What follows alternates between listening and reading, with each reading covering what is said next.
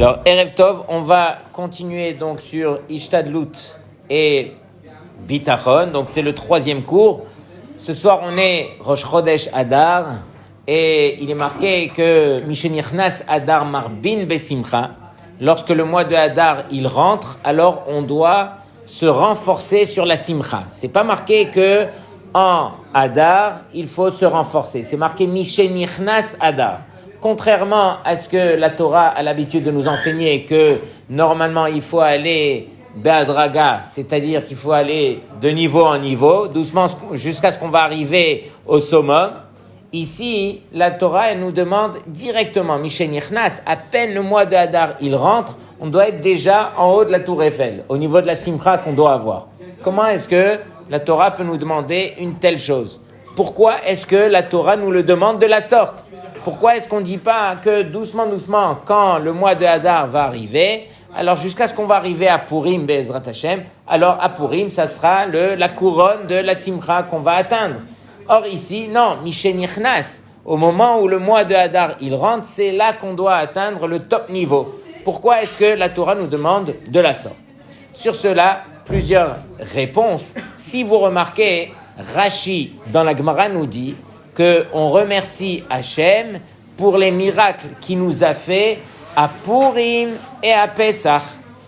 C'est-à-dire que Rashi fait un kesher entre les miracles de Purim et ceux de Pesach, qui réellement n'ont rien à voir les uns avec les autres. Pourquoi? Parce que les miracles de Purim, comme on le sait, alors ils ont été selon la nature des choses. Pourquoi? Parce que finalement, on n'a pas ressenti le miracle comme on a vu les miracles pendant Pessah. Pendant Pessah, Hachem, il a changé la nature pour nous montrer combien il était présent et combien il était prêt à faire pour nous. Pendant qu'à Purim, toute l'histoire de la Megillah, elle a duré pendant 9 ans. Et c'est au travers de cette Megillah, doucement, que on a trouvé où était Hachem. C'est une des raisons pour lesquelles on appelle cette Megillah Megillat Esther, du mot Seter, Seter qui veut dire caché. Le Akadosh Baruch Hu, il est caché au travers de toute l'histoire de la Megillah, et c'est uniquement celui qui remarque les détails de la Megillah qui pourra détecter qu'il y en avait un qui était derrière tous les événements, qui était bien sûr Akadosh Baruch Hu.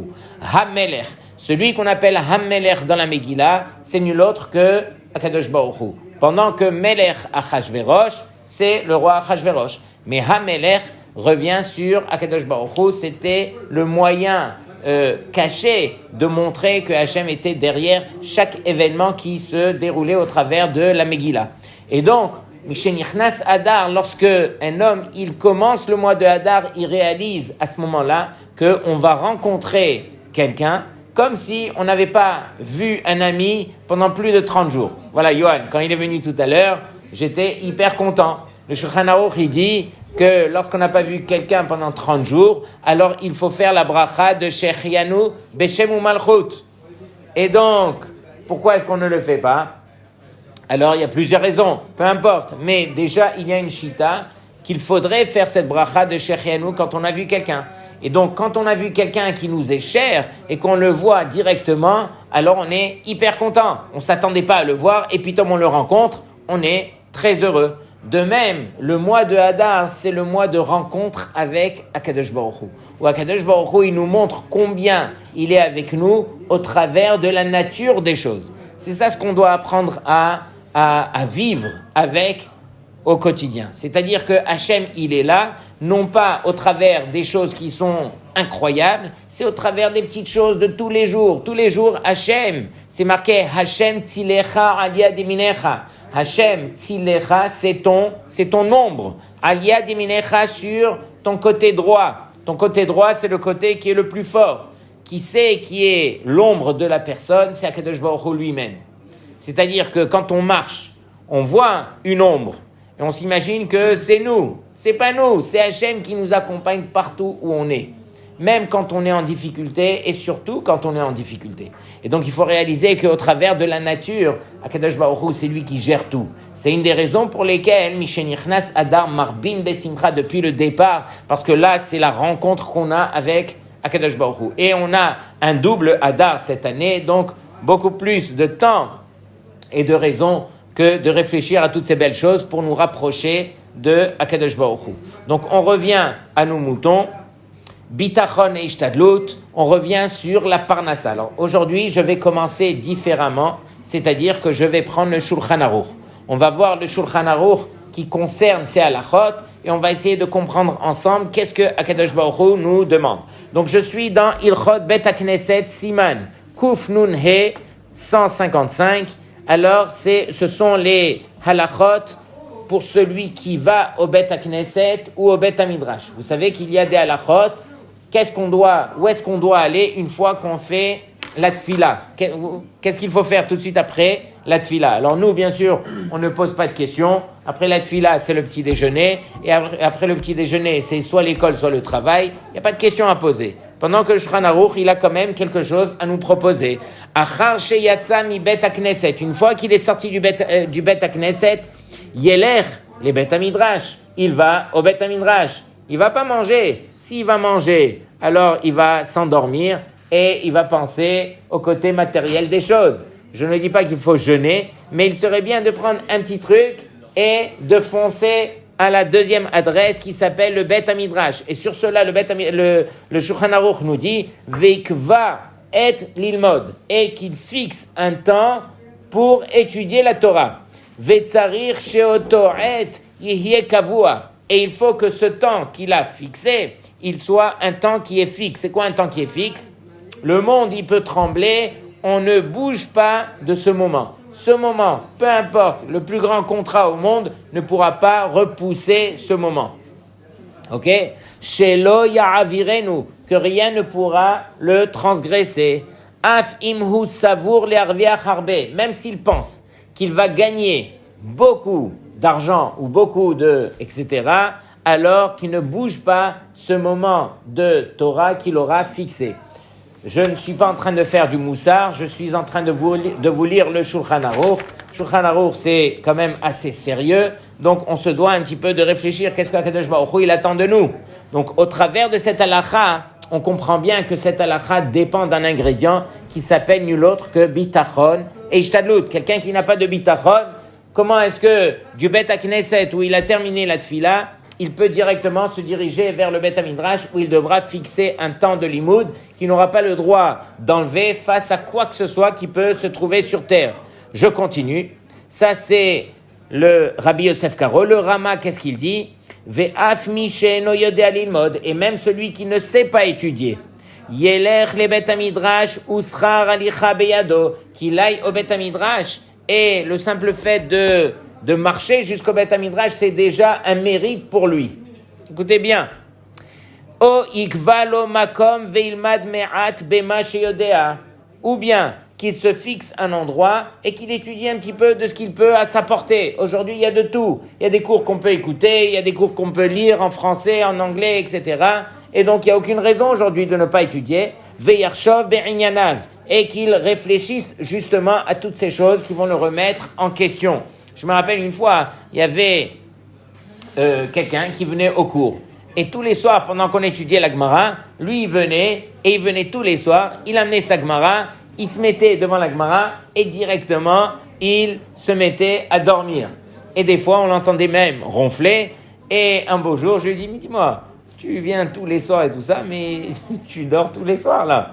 Il me dit, ouais, j'essaie, c'est pas de ma faute, je reviens de ma journée crevée et tout ça. Je lui dis, mais c'est pas pour ça que je te le dis. Je te le dis parce que, malheureusement, voilà, pourquoi? À quoi ça te sert de venir au Bet HaMidrash pour venir dormir? Il m'a dit, vous savez pas, mon fils qui est à la maison, il pense que tous les soirs, je suis au Bet HaMidrash parce que je viens étudier. Et Béhémet, je viens avec l'intention d'étudier. Le simple fait que mon fils, voilà, il sait que son père, il est au Bet HaMidrash, ça vaut déjà toute l'or du monde. Regardez bien, c'est quoi être kovea itim la Torah. Alors peut-être qu'il n'a pas le srout de pouvoir étudier parce qu'il est déjà éclaté de sa journée, mais au moins, il a fixé un temps de limoud. Ok? Pour vous montrer un petit peu la grandeur. Donc, je continue. Là, j'ai fait que Shulchan Aruch avec le Rama, on passe au Mishnah Brura. Le Mishnah Brura, il nous dit, que veut dire Shelo Ya'avirenu? Que rien ne doit être transgressé par rapport à ce temps-là qu'on s'est fixé pour étudier. Deikar mitzvah Talmud Torah en la shiur. parce que l'étude de la Torah, elle n'a pas de mesure. Chacun, il doit trouver une juste mesure. Vechiyuvahu kol hayom. Le chiyuv d'étudier la Torah, c'est toute la journée. Même si on travaille pendant la journée, mais qu'il y a un temps qui vient de se libérer, alors qu'on prenne un livre et qu'on étudie, qu'on écoute un shiur, qu'on vérifie une halakha. On n'est pas dispensé, même si on a été au travail et que notre journée elle est remplie de travail, on n'est pas dispensé pour autant. Si on peut se libérer pour étudier, alors il faut le faire. Au temps du Orach Chaim HaKadosh, vous savez que on appelle très peu de rabbanim Kadosh. Parmi ces rabbanim, il y a le Orach Chaim HaKadosh, et lui, dans son temps, il avait des mains en or, et c'est le cas de le dire parce qu'il savait confectionner. À l'époque, les femmes avaient des chaussures très très spéciales où il fallait mettre des fils d'or ou des fils en argent autour des chaussures, et c'était vraiment une œuvre d'art d'arriver à faire cela. Mais lui, le Orach Chaim HaKadosh, il calculait exactement ce qu'il avait besoin de Parnassa pour lui, sa femme et ses enfants, et il travaillait justement en fonction de cette somme. Aussitôt qu'il avait réussi à ramasser cette somme, directement il arrêtait de travailler et il étudiait tout le temps. C'est le Orach Chaim HaKadosh. Et voici que le roi envoie, parce que tout le monde connaît son travail, le roi envoie un de ses envoyés justement pour aller chercher le Orach Chaim HaKadosh pour confectionner. Dans un mois, il y a le mariage du fils du roi et on a besoin de tant et tant de paires de chaussures. On va chez le Orach Chaim HaKadosh, il nous fait tant et tant de paires de chaussures. Il demande au Orach Chaim HaKadosh combien tu prends par chaussure, et le Orach Chaim HaKadosh, il fixe, on va dire, il a demandé 100 shekels. 100 shekels par chaussure. Et le roi, il lui demande tant et tant de paires.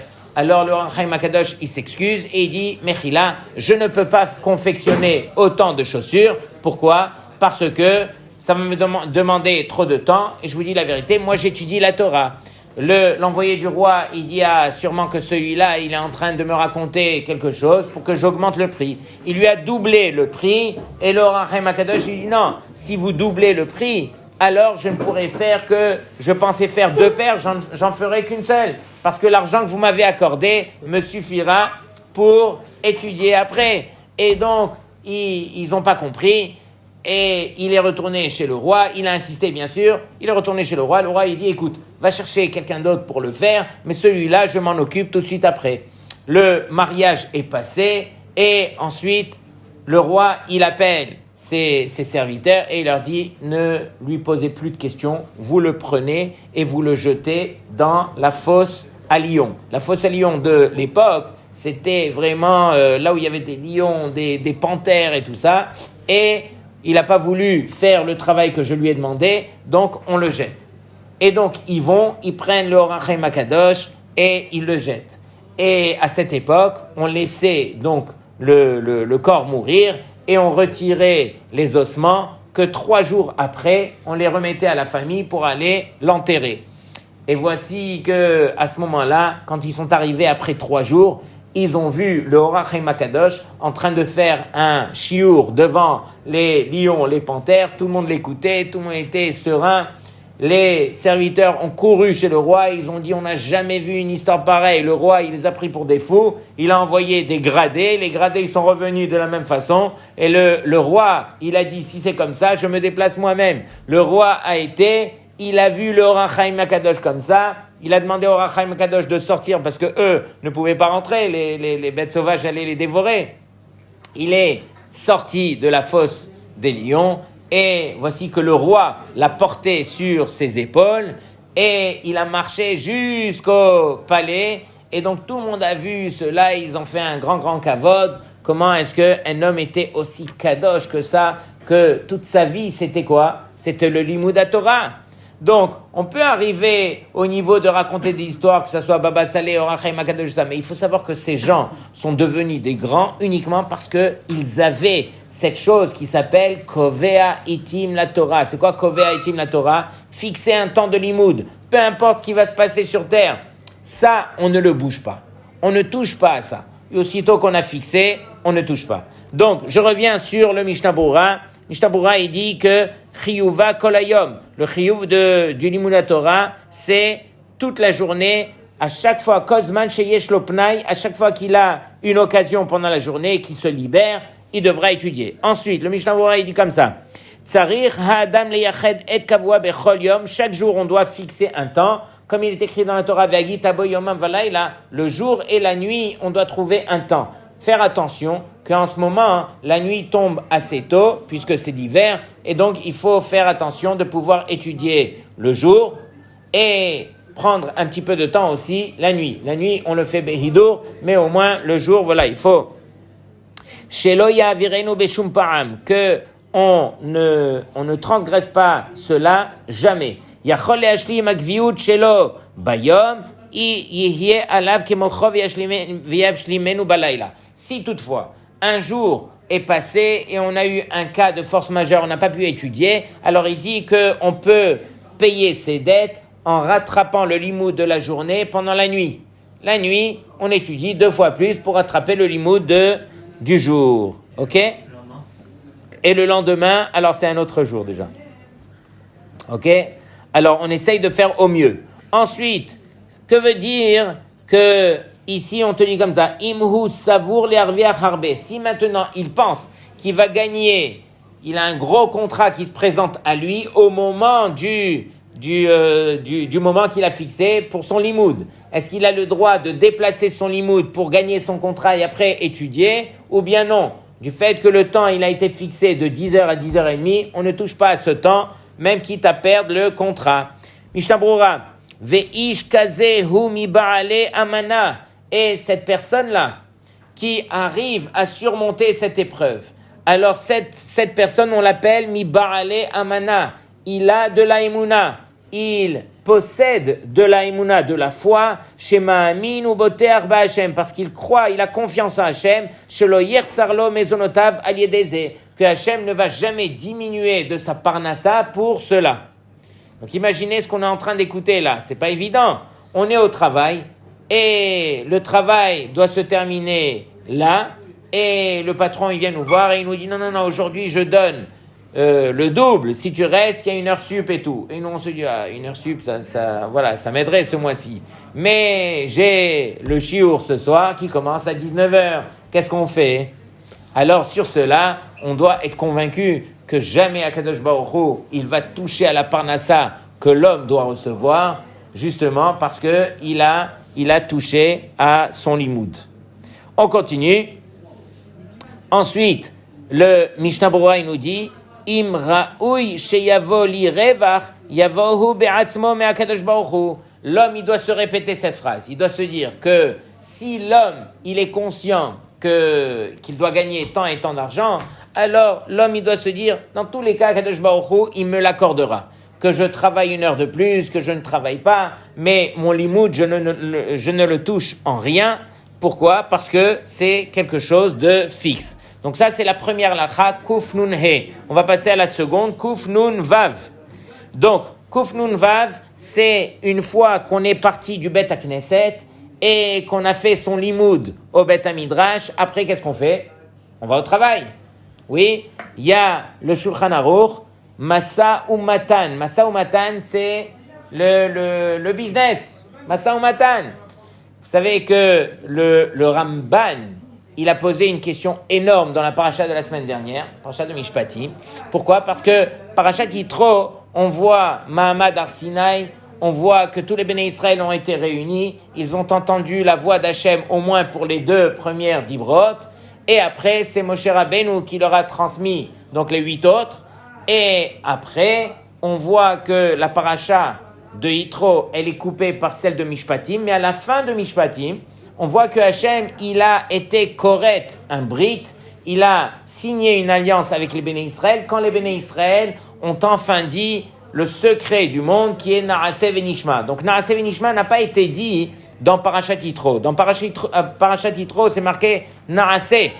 Naaseh Venishma, c'est à la fin de Mishpatim, et suite à ce Naaseh Venishma, Akadosh Baruch Hu, il a signé une alliance avec les béné Israël, et vraiment, voilà, tout ce qu'il y avait de beau dans Mahamad Har Sinai, on le voit à la fin de Mishpatim. Sur cela, le Ramban, il dit, mais pourquoi est-ce que la Torah, elle s'est interrompue en plein milieu pour nous rappeler toutes ces halachot qui concernent les mishpatim, qui concernent Masa ou Matan, les problèmes d'argent envers son prochain. Et donc le Ramban de répondre, de dire que les Béné Israël, ils ressemblaient à un guerre. Un guerre, quelqu'un qui vient pour se convertir, qu'est-ce qu'il faut faire? Il faut d'abord le prendre et lui donner les principes de la Torah. Les premiers principes de la Torah, c'est tous les problèmes qu'on a Ben Adam Lachavero. Et donc, tous les problèmes de Ben Adam Lachavero, en gros, tournent autour de l'argent. Les vrais problèmes qu'on a avec la société, ce sont les problèmes d'argent. C'est tout le dernier chelek du Shulchan Aruch qui s'appelle Choshen Mishpat. Et donc, entre parenthèses, comment se fait-il que la Torah, elle, lorsque j'ouvre le Shulchan Aruch, Rabbi Yosef Karo, quand il me transmet le Shulchan Aruch, il commence d'abord par Orach Chaim, ensuite Even Haezer, après Yoredea et après Choshen Mishpat. Pendant que dans l'ordre de la Torah, on a eu Parashat Yitro, on a reçu les Aseret HaDiberot, et tout de suite après on nous enseigne Choshen Mishpat, Parashat Mishpatim. Comment se fait-il qu'on n'ait pas suivi cet ordre? Alors j'ai vu un grand chidouche, j'ai vu que dans Choshen Mishpat, quand vous commencez Choshen Mishpat, alors ça commence par Ilchot Dayanim. Et dans Ilchot Dayanim, les Dayanim, qu'est-ce qu'ils doivent faire? Ils doivent convoquer les Baalei Dinim.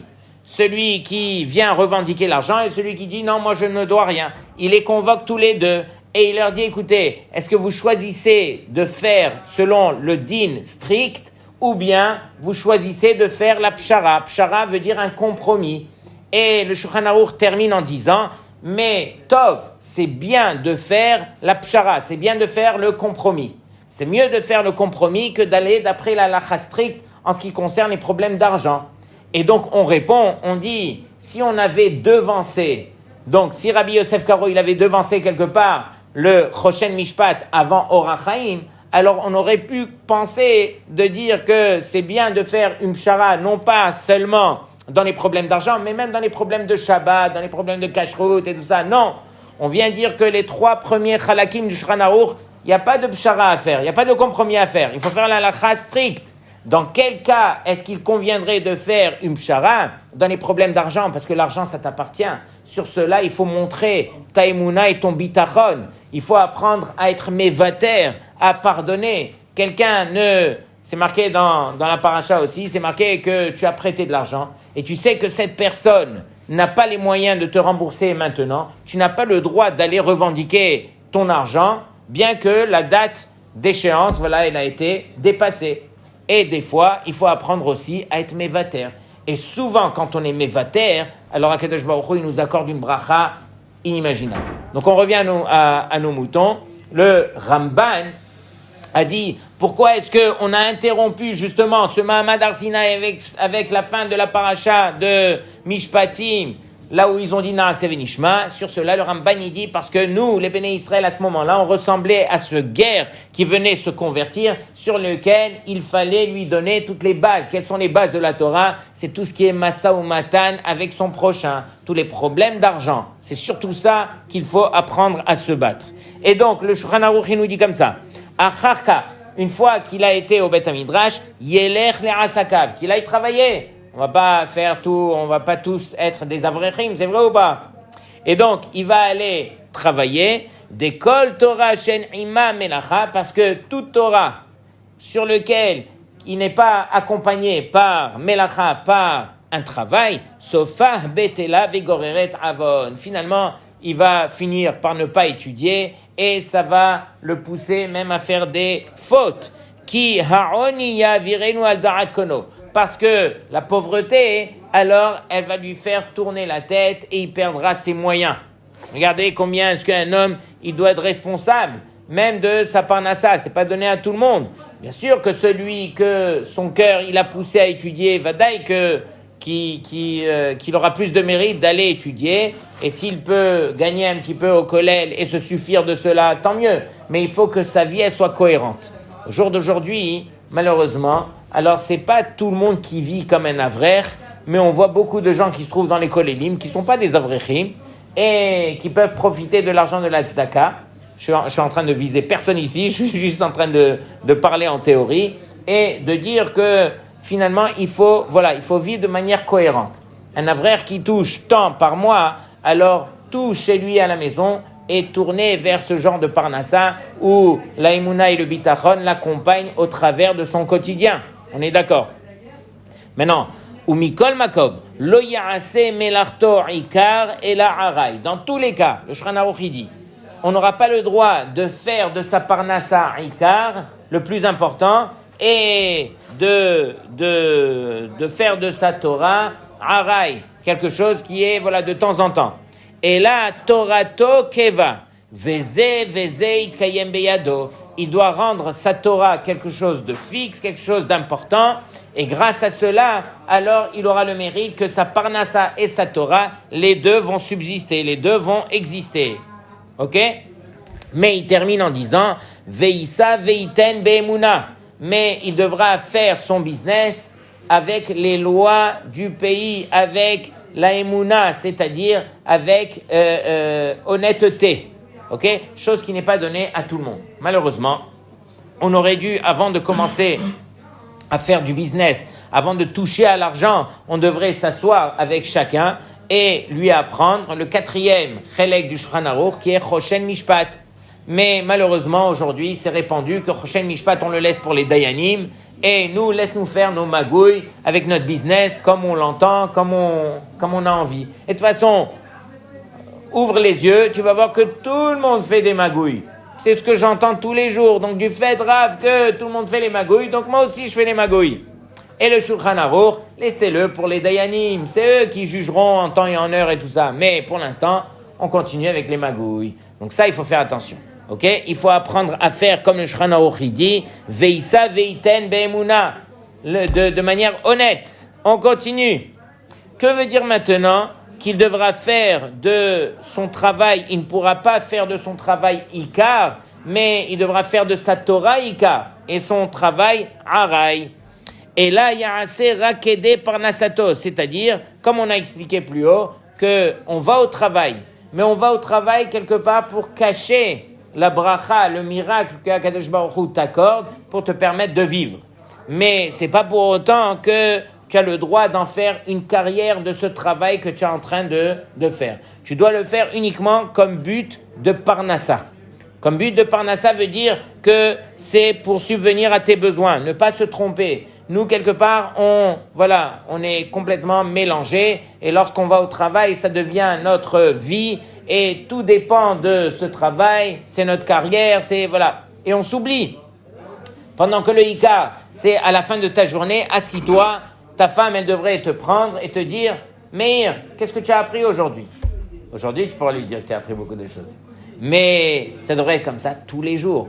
C'est ça notre vie, qui aime hayenu ve'orech yamenu. Donc on arrête de se mentir, qu'on arrête de vivre dans les dimyonotes. Comment on dit dimyonotes? L'imagination. Et qu'on reste avec les pieds sur terre. On est venu sur terre à Botaï uniquement pour l'imoud à Torah. C'est ça ce qui doit nous motiver tous les jours. Et vous n'entendez pas de moi que je vous demande d'arrêter de travailler. Au contraire, allez travailler. Mais gardez en tête que le Ikar, c'est pas le travail qu'on fait. Le travail, c'est que pour la parnassa qu'on a besoin. Mais le Ikar, c'est comment je vais faire pour rattraper ce limoud que je n'ai pas pu faire. Et sachez que dans ma famille, j'ai un cousin que j'admire énormément. Ce cousin-là, il est extrêmement sollicité au niveau de son travail. Il a fait des études très très poussées, est devenu au Canada parmi les plus grands chirurgiens au niveau du cœur. Il fait des transplantations de cœur et tout. Et aujourd'hui, il est chef d'un hôpital qui est très réputé. Et donc, lui, il ne vient que pour les opérations Hachem Ishmor, vraiment, personne ne peut la faire, donc on l'appelle à lui. Et je vous dis, il n'a ni de nuit, ni de jour. Il ne sait même pas où est-ce qu'il en est, parce qu'il y a des fois où il me dit, je suis resté une fois 18 heures d'affilée dans la salle d'opération. C'est soit je reste, soit il meurt. Qu'est-ce qu'on fait? Et donc, vraiment, c'est des grosses questions et tout ça, et en même temps, il est religieux. Je vous dis, dès qu'il a une minute, j'exagère pas, il se réveille. Il me dit, quand j'étais étudiant, alors je prenais un temps fou pour apprendre tous ces livres par cœur et tout ça. Il a dit, Chas v'Shalom, je ne toucherai pas à ces moments que j'ai pris pour étudier le Chol, j'aimerais prendre ces moments pour le Kodesh. Il me disait, Chas v'Shalom, par rapport à, je l'ai fait pour le Chol, je ne vais pas le faire pour le Kodesh. Et donc, jusqu'à aujourd'hui, il se réveille à 3 heures du matin et il étudie tout ce qu'il peut étudier jusqu'à ce que son beeper, il l'appelle. Dès qu'il y a une opération, il est obligé d'aller. Mais tout ce qu'il peut étudier, il étudie. Et je vous dis, Rabotai, j'ai été, à chaque fois que je retourne au Canada pour le voir, je prends ces Sfarim, c'est inimaginable. Vous prenez ne serait-ce que le Chamisha Chumshe Torah. Il a déjà fait, il m'a montré, il a déjà fait une 12aine de fois tout le Chamisha Chumshe Torah avec tous les Mefarshim. Rashi une année, Ramban une année, Orachaim, Keli Yakar, et il met des notes, il met des trucs, il écrit au crayon avec des stabilos, avec des trucs et tout ça. Après, il est passé à la Gemara. Tous les jours, il étudie. Il a fini déjà environ une dizaine de masertot. Mais chaque maserhet, il le fait sur le hard scroll là-bas. Et il écrit en français, en petit, les annotations de fou. Et je vois que quelqu'un comme ça, qui est sollicité à mourir, lui, il trouve le temps d'étudier. Nous, pitom, on est des petites cacahuètes. Ah, on n'a pas le temps. Nous, on a notre travail. Nous, matin au soir, on est pris. On n'a pas le temps d'étudier. Donc, Rabotai, il faut se reprendre en main. Il faut se motiver. Ce qui doit nous motiver dans notre vie, c'est le bitachon et la émouna qu'on a envers Hachem. Il n'y a que ça qui devrait nous permettre de réfléchir et nous prendre en main sérieusement et réellement. Parce que les années de la vie passent. Ketzel au vert, ça passe tellement vite, mais qui on est devenu au travers de ces années? Tous les jours, je vous dis, Rabotai, il faut, avant de faire son Kriyat Shema à la Mita, qu'est-ce que j'ai étudié aujourd'hui? Quoi, toute ma vie, je vais rester un ignorant? Toute ma vie, je vais ressembler à un religieux qui n'a rien dans la tête? Donc, on doit se prendre en main et on doit se dire, ok, aujourd'hui, il faut que je fasse un minimum d'une demi-heure de halakha. Après, 20 minutes de moussar, au moins que le moussar, qui me rappelle à l'ordre. Après, j'ai étudié un petit peu de Gemara, un petit peu de Chumash Rashi. En 1 heure par jour, déjà, vous avez fait quelque chose de magnifique. Et si vous le faites tous les jours, je vous dis, comment est-ce qu'on fait rentrer un clou, même dans du bois qui est très très dur? On tape, et avec le temps, ça finit par pénétrer. De même, ne faites pas attention. Faites votre demi-heure, votre heure, votre quart d'heure par jour et vous allez voir que doucement, le clou va rentrer jusqu'à ce que ça va vous pénétrer et là, vous allez kiffer et là, vous allez augmenter avec le temps. C'est comme ça que tout le monde grandit. C'est bon? On continue. Alors, le Shulchan Aruch, je termine. Biur Halacha, il nous dit comme ça. Il nous dit que si finalement on ne travaille pas, alors ça va devenir bétéla, ça va devenir ce limoud qu'on fait, alors ça va devenir batel. Pourquoi? Parce que on ne fait pas partie des gens comme Rabbi Shimon Bar Yochai, il y en a très peu sur terre qui sont à ce niveau de pouvoir rester assis et que Akadosh Baruch Hu, c'est lui qui va pourvoir. Nous, on n'est pas de ce niveau, il ne faut pas se mentir, il faut aller au travail, mais rester conscient que le but n'est pas le travail c'est un moyen, et le but, encore une fois, c'est nous, notre personne, qui on est nous. Pour qu'on arrive à se construire, à grandir, on a besoin de limoud. Et encore une fois, je vous donne à chaque fois le même mashal, il y a le corps et il y a la neshama. D'après vous, quelle est la chose la plus importante entre le corps, qui est l'enveloppe, et la neshama, qui est la partie d'Hachem, qui est à l'intérieur de nous? D'après vous? S'il n'y a pas de corps, il n'y a pas de neshama. Féméod, c'est la bonne réponse. J'aurais pas voulu entendre que la neshama, c'est la chose la plus importante. Pourquoi? Parce que si la neshama, c'est le plus important, alors on va complètement délaisser le corps et on va s'occuper uniquement de son côté spirituel. Et vous allez voir qu'avec le temps, vous n'allez pas réaliser, mais vous allez tellement vous délaisser au niveau du matériel que même le spirituel n'existera pas. C'est ça, Sofa Betela. Et donc, Akadosh Baruch Hu, lui, il nous a mis sur terre, dans un monde qui est complètement matériel. Il nous a mis dans un corps qui est complètement matériel et qui est attiré que par les ta'avot. Et Akadosh Baruch Hu, il nous dit, le Ikar, c'est ton corps. Fais attention, ne te laisse pas emporter uniquement par les plaisirs de ce monde-ci. Il faut que tu sois le maître de ton corps et non pas que le corps soit ton maître. Nafkamina, quand je vais pour manger, est-ce que je vais parce que j'ai faim ou bien je dis à ma faim, mets-toi de côté, c'est moi qui décide en tant qu'homme et c'est moi qui vais dicter à ma faim quand est-ce que je vais manger et qu'est-ce que je vais manger. Donc ça va dépendre de toi. C'est à toi à éduquer ton corps qui permettra à cette neshama de grandir et de s'épanouir. Donc encore une fois, vadaï que le but c'est de permettre à cette neshama de grandir au maximum, mais sans délaisser toutefois le corps. C'est la raison pour laquelle Shulchan Aruch nous enseigne qu'on ne délaisse pas l'un par rapport à l'autre. Ok ? Mais le problème qu'on a, c'est que justement, on s'occupe tellement de la facette du corps qu'on délaisse la neshama. Et ce qui va se passer avec le temps, c'est qu'il y a un manque d'équilibre entre le matériel et le spirituel. Au point à ce que lorsque je vais en vacances, je vais pour kiffer mes vacances. J'ai passé 2 semaines à la plage. J'étais sur le hamac, il y avait la mer transparente. Et quand j'étais sur le hamac, on venait de temps en temps me mettre des raisins dans la bouche. Imaginez le Gan Eden. Gan Eden, entre les guillemets bien sûr. Et quand on revient à Paris, de ce qu'on a fait là-bas, on est épuisé de nos vacances. On est fatigué, on revient, on a besoin de vacances pour se retrouver, des vacances qu'on vient de passer. Et pourquoi c'est comme ça ? Parce qu'on a nourri que notre corps. On a oublié de donner l'équilibre à notre corps qu'il avait besoin, qui était de nourrir en même temps notre neshama. Mais si sur le hamac, tu écoutais des shiurim, tu t'étais rempli aussi, tu as pris le temps de réfléchir, tu t'es construit en même temps au niveau spirituel, vadaï que tu ne reviendras pas de vacances épuisé, fatigué. Tu reviendras rassasié. C'est ça ce que l'homme doit apprendre à faire sur terre. Donc messieurs, quand vous irez en vacances, vous penserez à moi, à vos prochaines vacances. Ne délaissez pas les grappes de raisin dans la bouche, mais ayez votre chiour dans les oreilles en même temps que vous dégustez, voilà, tous les plaisirs. On continue. Alors là, j'aimerais passer au Chafetz Chaim. Ça vous dit quelque chose, le Chafetz Chaim ? Il parle, entre autres, de tout ce qui est Ilchot Lashon Hara. Et sur cela, regardez bien. Ve'al kulam over bazeh hazman shel sipur Lashon Hara urechilut al mitzvat aseh shel limud Torah. Ça fait très mal. Le Chafetz Chaim nous dit, vous n'avez pas réalisé.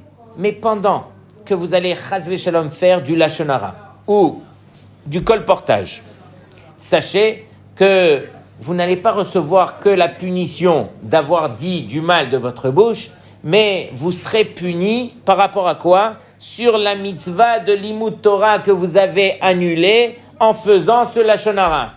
Imaginez le temps précieux que Akadosh Baruch Hu nous accorde, qui est un temps qu'on devrait utiliser pour l'Imoudat Torah. Si on va l'utiliser pour autre chose, on devra rendre des comptes, même sur ce temps.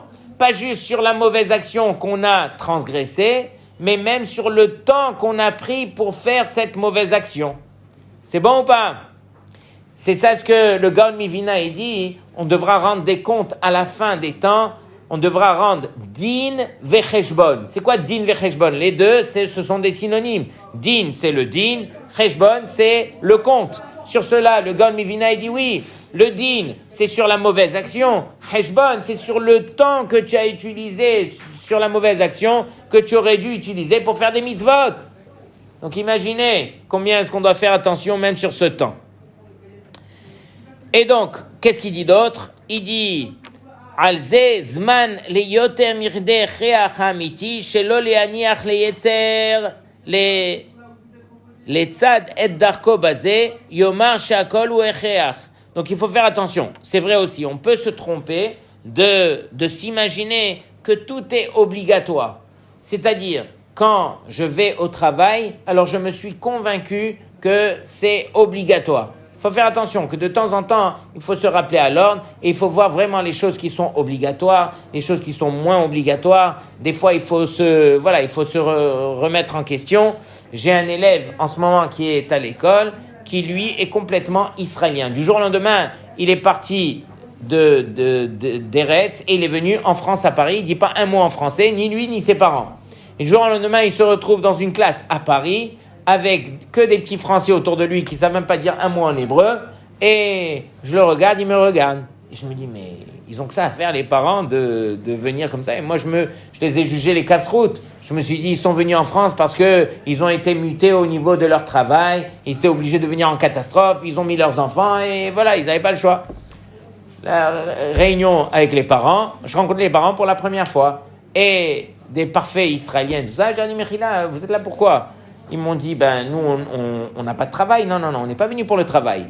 On a senti que notre zone de confort en Israël, elle était devenue n'importe quoi, c'est-à-dire qu'on était tellement à l'aise dans notre vie en Israël qu'on a dit on ne peut pas rester dans une vie pareille, il faut absolument se remettre en question, il faut absolument changer le tout pour que justement qu'on apprenne autre chose, qu'on avance dans la vie, pas qu'on reste et voilà, on continue sur notre vie qui est facile comme on l'entend, et donc on a changé la donne pour justement se reprendre en question. Je ne suis pas en train de dire qu'on devrait le faire, mais j'étais impressionné de voir la réflexion chez ces gens qui ont voulu tout chambouler dans leur vie, justement parce qu'ils étaient à une zone de confort qui était trop élevée.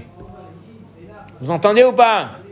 Ça, c'est des gens qui sont prêts à se faire violence. Pourquoi tu veux quitter ta zone en étant à l'aise? Tu peux être à l'aise en même temps. Parce que eux sont convaincus, et peut-être qu'ils ont raison par rapport à ça, que la vie, elle est là pour qu'on apprenne à se dépasser. Non pas qu'on arrive à vivre sur une vitesse de croisière normale, celle qu'on a choisie, et que on est en train de vivre on vivote. On vit notre petite vie comme ça tous les jours, mais les efforts, ils ne viennent que quand tu arrives à te dépasser. Et eux, ils m'ont dit qu'en Israël, ça y est, on est arrivé au summum des efforts qu'on aurait pu faire. On avait besoin de se dépasser. Et je vous dis, alors je vous dis que 2 mois après, le fils en question a parmi les meilleures notes en français de la classe. Donc ça, c'est des gens qui savent se dépasser. Ils se mentent pas. C'est pas donné à tout le monde de faire une chose pareille. Et tout ça pour dire que voilà, on est là aussi pour se dépasser, on est là pour fournir des efforts. Donc, quelque part, c'est vrai, on a choisi une vie où on travaille, on se réveille, on fait la tefila à l'arrache, on arrive, petit déjeuner, trucs, ça. Tout est à revoir. Tout. Le moment où on se réveille, comment on se réveille, comment on fait la tefila, comment le travail qu'on a choisi, combien d'heures travailler, combien d'heures investir sur son limoud, est-ce qu'on étudie vraiment, est-ce qu'on a besoin d'une chavruta, est-ce qu'on a besoin d'un autre rave, est-ce que j'ai besoin d'écouter des shiurim, est-ce que, voilà, il y a des milliards de est-ce que, et Dieu seul sait combien le Shulchan Aruch, il est énorme, il faut apprendre ses halachot, on va rester des ignorants toute notre vie, donc toutes ces choses-là devraient nous rappeler à l'ordre, on ne peut pas rester dans une vie, voilà, linéaire et on continue comme si de rien n'était, on n'avancera jamais dans la vie de la sorte. On est obligé d'apprendre à se dépasser. Et autre chose aussi, je fais une parenthèse, c'est pas parce que nous on a décidé de se dépasser que lorsqu'on va rencontrer les autres, alors on va leur rentrer dedans. Ça arrive souvent ça, quand on est marié, où on rentre le soir et on a envie de faire des reproches, soit à sa femme, soit à ses enfants, parce que nous on a pris sur nous de faire, je sais pas moi, Halav Israël, alors on va tarabuster tout le monde autour de nous. Il faut faire attention, si toi tu as pris sur toi une khumra ou tu as envie d'avancer tout ça, fais-le pour toi, mais n'empiète pas sur le confort des autres. Là on parle que chacun doit apprendre à se positionner par rapport à lui, à se remettre en question. Mais c'est pas pour autant qu'il aura le droit maintenant de remettre en question tout le monde en même temps. Ok? Donc je ferme la parenthèse. J'ai répondu à ta question?